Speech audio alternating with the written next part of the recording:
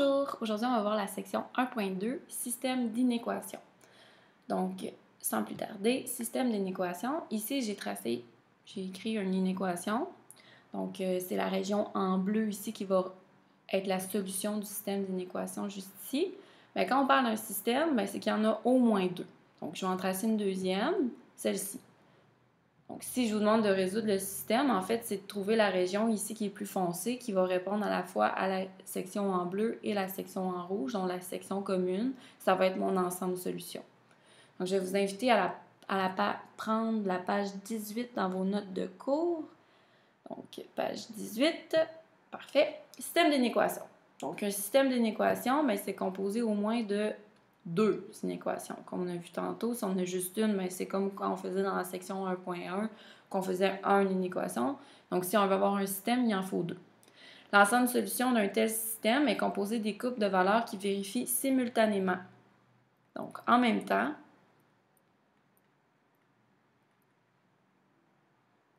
toutes les inéquations du système.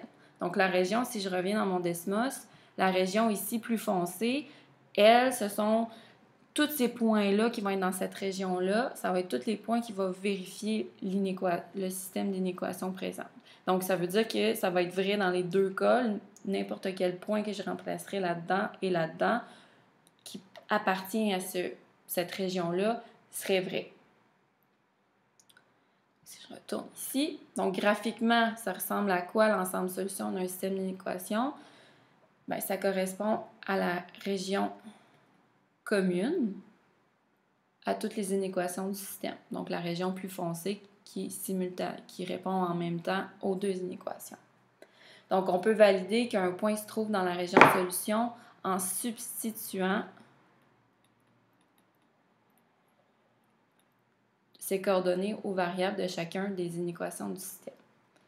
Donc, ça, on va un petit peu plus bas, mais j'ai refait l'exemple que j'avais produit dans Desmos.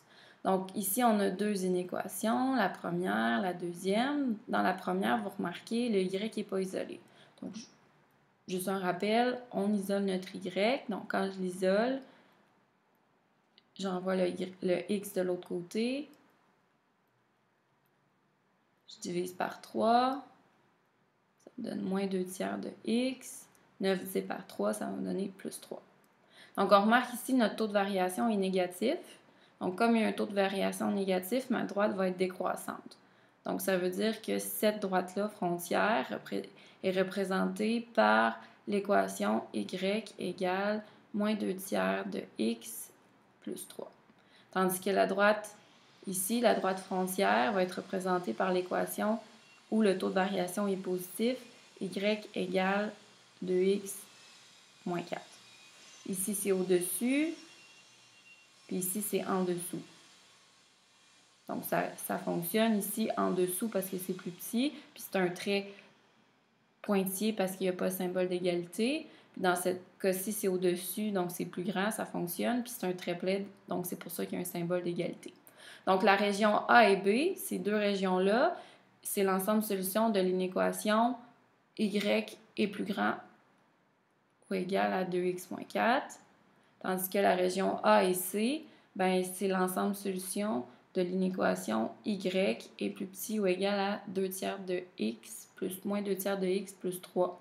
Donc, y est plus petit que moins 2 tiers de x plus 3. Ou vous auriez pu inscrire l'inéquation du départ, là, 2x plus 3y est plus petit que 9. Donc, une fois que c'est fait maintenant, donc, la région en A, la région qui est commune aux deux, donc qui est plus foncée ici, ça correspond à la région solution commune aux deux inéquations du système. Elle va représenter l'ensemble de solutions. Donc, c'est ça ma réponse. Comment je le résous? C'est toute la région en A, ça serait ma réponse. Donc, si on veut faire la vérification, est-ce que c'est vraiment la région en A? Donc, qu'est-ce que je vous disais tout à l'heure? Donc, en substituant les coordonnées d'un point de la région qu'on a trouvé. Donc, si je prends le point facile 0, 0, qui est l'origine ici, est-ce que quand je remplace mon x et mon y par 0 dans chacune des deux inéquations ici, ça fonctionne? Donc, si je prends la première, donc si je remplace ma valeur de x par 0 et ma valeur de y par 0, est-ce que ça me donne quelque chose qui est plus petit que 9? 2 fois 0, 0, plus 3, 0. Donc, 0, est-ce que c'est vrai que c'est plus petit que 9? Oui. Donc, c'est vrai. Ensuite de ça, ici, y est plus grand ou égal à 2x moins 4. Donc, si je remplace mon y par 0, mon x par 0, donc 2 fois 0, 0, moins 4, moins 4. Est-ce que c'est vrai que 0 est plus grand ou égal à moins 4? C'est vrai. Donc, ça veut dire que la réponse, l'ensemble de solutions, ce serait la région A. Donc, sans plus tarder, on va faire un exemple ensemble. Donc, si vous allez à la page 19, le A, donc on a deux inéquations. Donc, il va falloir tracer deux droites frontières. Donc, il faut représenter ici, tracer deux droites frontières. Donc, ce que je vais faire sans tarder. Donc, ici, table de valeur, la valeur de x, la valeur de y de l'équation 1, la valeur de y de l'équation 2. Donc, j'ai fait une table de valeur qui était double. Donc, si je me préoccupe de la première, il faut que je trouve 2 points. Donc, je vais trouver l'ordonnée à l'origine, l'abscisse à l'origine. L'ordonnée à l'origine, le x vaut 0. Donc, quand mon x vaut 0, mon y vaut moins 6.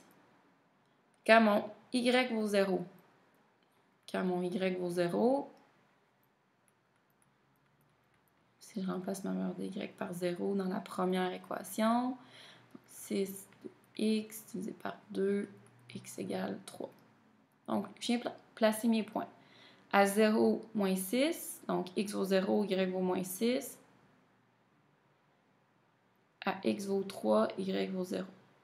Ici, c'est un trait qui est pointillé, parce qu'il n'y a pas de symbole d'égalité. Et ça va être au-dessus. Je viens tracer une droite pointillée. Je vais la tracer en rouge, qui passe par les deux points juste ici. Ici, je vais prolonger un petit peu comme ça. Puis on a dit que c'était au-dessus parce que c'est plus grand. Parfait. Je fais la même chose avec la deuxième, maintenant. Donc, ma deuxième, ma valeur initiale, quand mon x vaut 0, mon y vaut 5. Ici, j'ai inscrit rien. Après ça, je viens trouver, deuxième étape, ma valeur, mon abscisse à l'origine. Donc, quand mon y vaut 0. Donc, ici, quand mon y vaut 0, mon x vaut quoi? Donc, je remplace dans cette équation-là la valeur de y par 0. 0 est donc égal à moins x plus 5. Donc, je fais plus x de chaque côté qui est égal à 5. Donc, ici, 5. Ici, j'inscris rien parce qu'on a déjà trouvé nos deux points. Donc, le premier point, quand mon x vaut 0, mon y vaut 5. Donc, quand mon x vaut 0, mon y vaut 5. Et quand mon x vaut 5, mon y vaut 0. Et voilà. Là, ici, c'est un trait qui est plein parce que j'ai un symbole d'égalité. Puis, c'est quelque chose qui est en dessous parce que c'est plus petit. Donc, ici, je viens tracer ma droite. Je vais la faire en bleu. Elle passe par les points 0, 5 et 5, 0. Je la poursuis maintenant. Ici, juste comme ça. Et on a dit que c'était en dessous. Donc, la région commune est de la région qui est à la fois en dessous ici, puis qui est à la fois au-dessus juste ici. Donc, si je prends mon marqueur, ça va être cette région juste limitée par les deux droites frontières. Cette région-là. Je vais agrandir un peu. Ce serait toute cette région-là qui serait ma solution. C'est le même principe. On trace les droites frontières, puis ensuite on trouve la région qui est commune dans mes deux droites frontières. Ici, j'avais dit au moins 2, ça veut dire qu'il pouvait en avoir plus qu'une inéquation. Ici, dans ce cas-ci, j'en ai 3. Donc, y1, y2, y3. Ici, je fais une table de valeurs qui est triple. Donc ici, si je trouve mes valeurs initiales de chacune de mes droites, ici, ça va être 3, ici, ça va être moins 6, puis ici, ça va être 5. Ensuite de ça, je viens de trouver ma valeur mon abscisse à l'origine pour la première droite, donc l'endroit où va tracer l'axe des x. Donc, je remplace ma valeur de y par 0. Donc, 0 est égal à 0,25x plus 3. Je fais moins 3 de chaque côté pour isoler mon x. Je divise par 0,25. Donc, moins 3 divisé par 0,25, ça me donne moins 12. Donc ici, mon x vaut moins 12. Donc, je viens placer ça ici. Mon premier point, 0,3. Mon deuxième point, moins 12. Moins 1, moins 2, moins 3, moins 4, moins 5, moins 6, moins 7, moins 8, moins 9, moins 10. Oh, là, on a un petit problème. Donc, dans ce cas-ci, notre droite n'est pas assez graduée pour notre tableau, pas notre tableau, mais notre plan cartésien ne me permet pas de me rendre à un x qui vaut moins 12. Donc ici, c'est préférable que je vienne trouver une autre valeur, disons, quand mon... On va y aller comme ça, là, on va faire quelque chose de simple. Donc, quand mon x, prends n'importe quelle valeur de x, mettons quand mon x vaut 4. Donc, ici, y égale 0,25 fois 4 plus 3.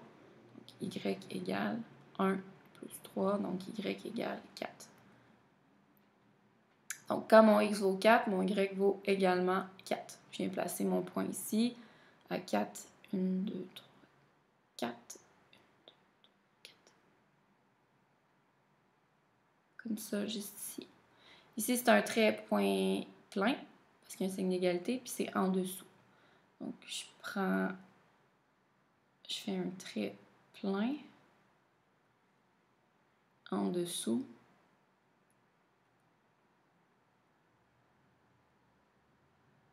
Donc, parce qu'il est plus petit. Et maintenant, je viens trouver, bon, ici, quand mon x vaut 0, mon y vaut moins 6. Donc, je vais venir trouver ma valeur de l'abscisse à l'origine. Donc, quand mon y vaut 0, comme mon y vaut 0 dans la deuxième équation, mon x vaut quoi? Je fais plus 6 de chaque côté. Je divise par 1,5. Donc, 6 divisé par 1,5, ça va me donner 4. Donc, ici, quand mon y vaut 0, mon x vaut 4. Quand mon y vaut 0, mon y vaut 4. 2, 3, 4. Juste ici. Puis quand mon x vaut 0, mon y vaut moins 6. Moins 1, moins 2, moins 3, moins 4, moins 5, moins 6. Ici, c'est un trait pointillé, étant donné que c'est juste plus grand et non plus grand égal. Donc, je vais venir tracer en bleu mon trait pointillé ici qui va passer par les deux points.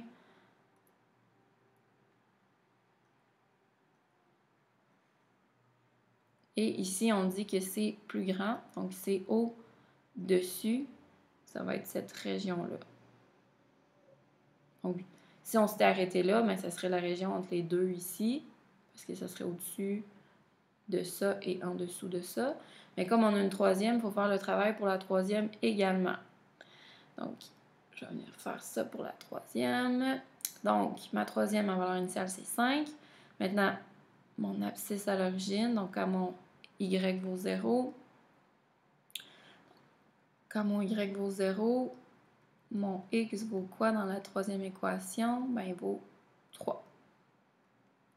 Donc, à 0, je suis à 5. Et à x vaut 3, au 0.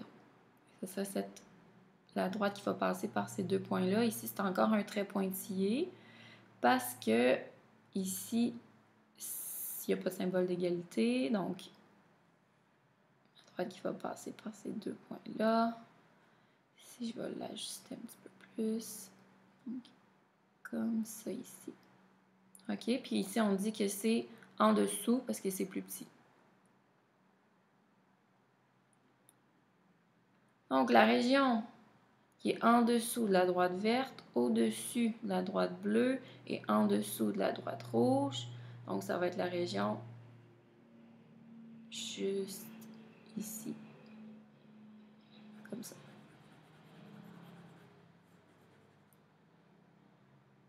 Et voilà.